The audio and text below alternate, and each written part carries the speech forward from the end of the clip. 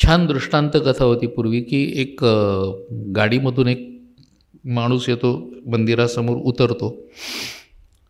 तिथे भिकारी बसलेला असतो बाहेर, एक त्याला अगदी ओलांडून झर झर झर झर आत जातो, देवाचं दर्शन वगैरे घेतो, बाहेर येतो आणि मग त्या भिकाऱ्याकडे जातो, खिशात हात घालतो, 10 रुपयाचे नोट काढतो.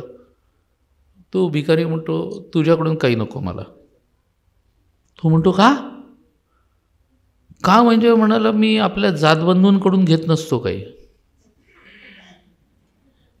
तो म्हणाला, म्हणजे म्हणाला, मी बाहेर मागून जे करतो तेच तर तू आज जाऊन केलंस ना.